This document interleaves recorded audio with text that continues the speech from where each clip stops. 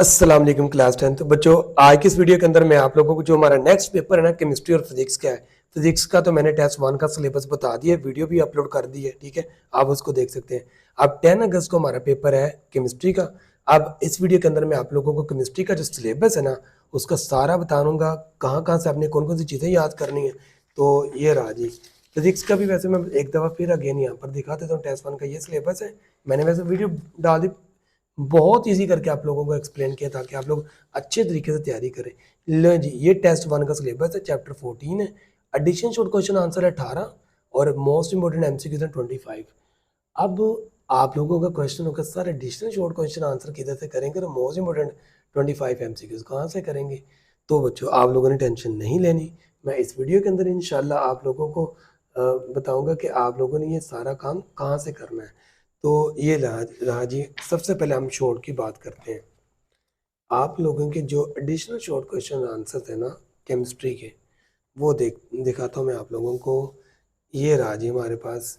पहले मैं आप लोगों को ये बता दिया ना कि आपका पेपर कब है, 10 तारीख को, ठीक है, आप मैंने बता दिया है। तो अब मैं आप लोगों को दिखाता हूँ chemistry class 10 additional short question answer 18 हमने करने हैं, ठीक है। टोटल ये हैं कितने, 19 हैं। चलो कोई बात नहीं, एक आध कम ज़्यादा क्या हो सकता है। अच्छा, ये जो 18 शॉर्ट क्वेश्चन है ना, इंशाल्लाह यही आपको स्कूल के पेपर में भी नजर आएंगे। यही क्वेश्चन आपको इंशाल्लाह सेंड अप में भी नजर आएंगे और यही क्वेश्चन इंशाल्लाह आपको एनुअल एग्जाम के अंदर भी इनमें से ही पेपर नजर आएगा। तो इसलिए इस टेस्ट सीरीज को अच्छे तरीके से प्रिपेयर करें ताकि एंड पर आप लोगों को टेंशन ही कोई ना हो। एंड पर आप कहें सर ठीक है, हमने सर कैसर की टेस्ट सीरीज अच्छे तरीके से की हुई है, हमें कोई टेंशन नहीं है। Right any two properties of gases and liquid. Gas और लिक्विड की दो प्रॉपर्टीज बताओ यार, कितना सिंपल क्वेश्चन है। तो गैस नो फिक्स शेप, और गैस जो है ना, गैसेज आर हाईली कंप्रेसिबल होती हैं। लिक्विड की क्या, लिक्विड है fix volume but no shape. Liquids can flow easily, वो इजीली फ्लो भी कर सकते हैं। आगे देखो जी, right and two properties solid. Solid की दो प्रॉपर्टियां बताओ जी, वेरी गुड जी। आप सॉलिड के दो एग्जांपल देख लो, कॉपर एग्जांपल होती है, आयरन एग्जांपल है। सॉलिड है डिफाइनेड शेप, यानी फिक्स शेप होती है उनकी, वॉल्यूम भी फिक्स होता है। There particle are closely packed together. Very simple यार, ये क्वेश्चन तो आप लोग चुटकी में याद कर जाएंगे। डिफाइन इंटरनल एनर्जी, ठीक है, इंटरनल एनर्जी की हम डिफाइन यहाँ पर देखनी है। उसके बाद डिफाइन इवेपोरेशन, और इवेपोरेशन के बाद है जी, ये बच्चों आप लोगों ने डिफाइन की होंगी, मुझे तो आप लोगों पर 100% यकीन है। आप लोगों की एक एक लाइन की डिफाइन है। जब आप अपने हाथ से लिखेंगे ये दो दो लाइनों में चले जाएंगे, क्योंकि ये कंप्यूटर की राइटिंग है ना, हाथ से लिखेंगे तो फिर ये दो में बदल जाएंगे। आगे define boiling point, what is melting point. Define condensation with an example, तो कंडेंसेशन की डिफाइन लिखें और एक एग्जांपल लिख दें, ठीक है। आगे what is heating curve and what is cooling curve, दोनों सिंपल है। What is importance of heating and cooling curve. Why do water vapour at 100 degree Celsius cause more burn than liquid water at the same temperature. ये question है जो कि book के अंदर से होते हैं ना, ये वो क्वेश्चन भी है, ठीक है, जो क्यू के चेक के अंदर होते हैं। आगे why do we feel comfortable wearing, मैं यहाँ पर आपको शो कर देता हूँ। ये रहा, why do we feel comfortable wearing cotton cloth in summer. ठीक है, हम जब गर्मियों में कॉटन के कपड़े पहनते हैं तो हम क्यों अपने आप को थोड़ा सा सही फील करते हैं, कंफर्टेबल फील करते हैं।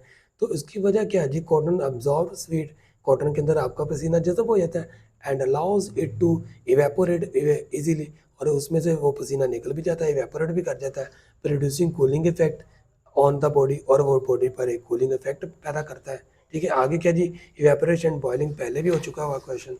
तो नेक्स्ट यहाँ पर देख लें कि define sublimation with an example. What do you know about solid air freshener. State Boyle's law, Charles law है, ठीक है। और साथ में ये आपने इनकी इक्वेशंस लिखनी है। बॉयल लॉ की ये वी डायरेक्टली प्रोपोर्शनल 1/p, और चार्ल्स की है V directly proportional temperature. Avogadro law है और डिफ्यूजन है। लो जी, 19 क्वेश्चन बन गए, ठीक है। तो बच्चों, इसके अंदर थोड़ा सा अगर आप इजाफा कर लें, क्योंकि हमने एक दफ़ा अब इस चैप्टर को पढ़ना तो अच्छे तरीके से पढ़ लेना, साथ में आप लोगों ने ट्रांसलेशनल जो मोशन है इसकी डिफाइन यहाँ से कर लेनी है, ठीक है। तो मैं आप लोगों को बताता हूँ, ये तो हमारे हो गए, इसके अंदर ही हमने कवर कर लिए ये दोनों, ठीक है। ये इन 18 के अंदर ही कवर हो गए हैं। इसमें एक क्वेश्चन है, डज आई सब्लिमाइन। यस यार, ये बच्चों ने तो वैसे ही इनके डायरेक्ट आंसर लिखे होते हैं। पहले का नो है, डज आई क्या जो बर्फ वो सब्लिमाइन करती है, यस वो सब्लिमाइन करती है। आगे एग्जांपल है जी, कफूर आयोडीन क्रिस्टल। तो ये तो बच्चों ने बुक पर ही मुझे लगता है, लो जी क्या मैं अब ठीक है जी, आपने वही चीज़ें तैयार करनी है।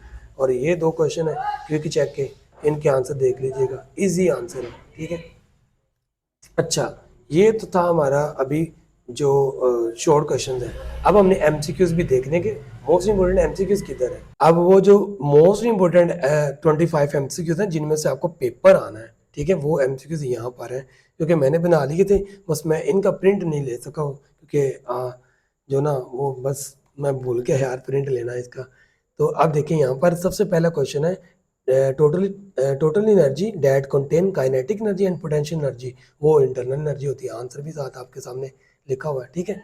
आ गया जी, when a solid start to melt, जब एक सॉलिड मेल्ट करना स्टार्ट करता है स्पेसिफिक टेम्परेचर पर, this point is called melting point, ठीक है बच्चों। तो आगे देखो क्वेश्चन नंबर 3, मैं आपको ये सारे के सारे यहाँ पर शो करूँगा, ठीक है, ताकि आपको याद करने में आसानी रहे। तो ये है जी, when molecules escape from the surface, ये एवेपोरेशन है, आपको पता है, यहाँ से चल जाना चाहिए, एस्केप का वर्ड आ गया। When vapour pressure becomes equal to the atmospheric pressure, तो वो क्या होता है, बॉइलिंग पॉइंट होता है। जब भी वेपर प्रेशर आपके एटमॉस्फेरिक प्रेशर के बराबर हो जाएगा तो बॉइलिंग पॉइंट शुरू हो जाएगा। आगे when a gas is cooled, kinetic energy, जब किसी गैस को ठंडा किया जाए तो काइनेटिक एनर्जी डिक्रीज हो जाती है। आगे by the process by which a gas change into liquid, gas को लिक्विड में चेंज कर दिया तो कंडेंसेशन है, ठीक है। आगे देखें, condensation occur when water vapour loses heat, condensation कब अक्कर होती है, जब वाटर वेपर हीट लूज करते हैं। आगे during the melting of the substance, substance की मेल्टिंग के दौरान द टेम्परेचर रिमेन कांस्टेंट, जब कोई चीज़ मेल्ट हो रही होती है तो उस वक्त टेम्परेचर कांस्टेंट रहता है। आगे horizontal portion of heating curve represent change of state, जो उसका हॉरिजॉन्टल कंपोनेंट होता है ना, ये वाला, ठीक है, सीधा, तो उसके जैसे यहाँ पर मैं आपको शो करता हूँ, ऐसे कर्व होता है, ये जो हॉरिजॉन्टल है ना, ये वाला, ये किसको चेंज शो करता है, चेंज ऑफ स्टेट को। आगे during the cooling of a substance the temperature of the substance, जब कूलिंग करेंगे तो डिक्रीज होगा, ठीक है, किसी चीज़ को भी करेंगे तो वो डिक्रीज होगा। आगे ammonia gas as liquefied at approximately, ये आपकी बुक के एमसीक्यूज हैं, टेंशन ना लेना, बुक के अंदर लिखे हुए हैं सारे, -34 डिग्री सेल्सियस, ये याद रखना आपने अच्छे तरीके से, और मैं इंशाल्लाह पेपर में दे के छोड़ूंगा इसको भी, ठीक है।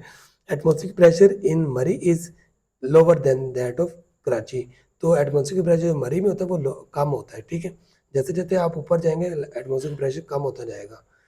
आगे डायरेक्ट कन्वर्सेशन या conversion of a solid to vapour, solid direct vapour के अंदर चेंज हो गया ना, इसको बोलते हैं सब्लिमेशन हो गई है, ठीक है। आगे disappearance of naphthalene naphthalene balls, naphthalene ball जिसको हम कनक की गोलियां नहीं बोलते, ठीक है, ये वो बॉल्स होती हैं, और उनका गायब होना किसकी एग्जांपल है, सब्लिमेशन की, याद रखना बच्चों। आगे reverse process of sublimation, deposition, then formation of frost in the winter season is an example of deposition. आगे working of the air freshener based on evaporation, गलत है, ये गलत एमसीक्यू तो लगा, ये सब्लिमेशन पर काम करते हैं, इवेपोरेशन पर काम नहीं होता, ये गलत है। 17 आप इसका ए रखना है, ठीक है बच्चों, 17 का आंसर क्या है, ए है। When the process of sublimation is used to print a design into a material or fabric, it is called sublimation printing, simple, जब डिज़ाइन को हम लेके जा रहे हैं फैब्रिक के अंदर तो सब्लिमेशन प्रिंटिंग है वो। आगे why is sublimation printing consider permanent, ये क्यों परमानेंट होती है, क्योंकि the ink is embedded, ink को इम्बीड किया जाता है इनटू द फैब्रिक, फैब्रिक के कपड़े के अंदर, rather than to attach to its surface. एक प्रिंटिंग होती है जो कपड़े के ऊपर होती है, और एक होती है जो कपड़े के अंदर की जाती है, ठीक है, उसके अंदर जज़ब हो जाती है, उसको बोलते हैं सब्लिमेशन प्रिंटिंग है। आगे sublimation printing is one of the most popular method for printing T shirt, ये टी शर्ट के ऊपर की जाती है। आगे जी, which statement correctly describe the Boyle's law, तो बॉयल्स लॉ क्या है जी, at constant temperature pressure is inversely proportional to the volume, तो यानी प्रेशर किसके इनवर्सली प्रोपोर्शनल होता है, ये रहा जी, 1/v के, हम इसको ऐसे लिखेंगे, ये है बॉयल्स लॉ। आगे देखें तो which mathematical expression represent the Boyle's law, ये है जी, P V is equal to constant होता है, ठीक है। आगे which statement correctly describe the Charles law at constant pressure volume is directly proportional to absolute temperature. तो ये सबसे पहला इसका करेक्ट है। ये आगे मैथमेटिकल जो एक्सप्रेशन है चार्ल्स लॉ की वो है V over T is equal to constant. ठीक है, यही है इसकी। ठीक है, आगे लास्ट हमारा एमसीक्यूज है which statement correctly describe the Avogadro law. Avogadro law को कौन सी स्टेटमेंट करेक्टली डिस्क्राइब करती है? At a constant temperature and pressure volume is directly proportional to the number of moles of gas. तो ये Avogadro law की direct जो statement है।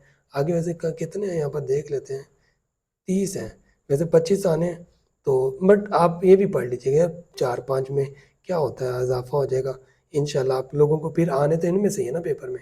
Y do hydrogen molecule diffuse faster than oxygen molecules at the same temperature.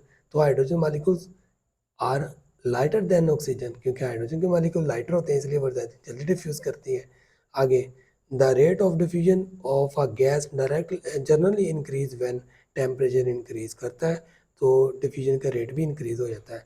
Last है which gas diffuse faster than hydrogen chloride gas. तो ammonia उससे ज़्यादा जल्दी डिफ्यूज़ करती है। ओके जी, इंशाल्लाह पेपर आपको सारे इनमें से आएगा, एमसीक्यूज़ भी। और आप लोगों को चलिए मैं क्या बता देता हूँ कि पहले 25 एमसीक्यूज़ अच्छे तरीके से याद कर लीजिएगा। ठीक है, और जो शॉर्ट क्वेश्चन है वो आप लोगों ने 18 के 18 याद करने हैं। ओके, अल्लाह हाफ़िज़, मिलते हैं नेक्स्ट वीडियो के अंदर।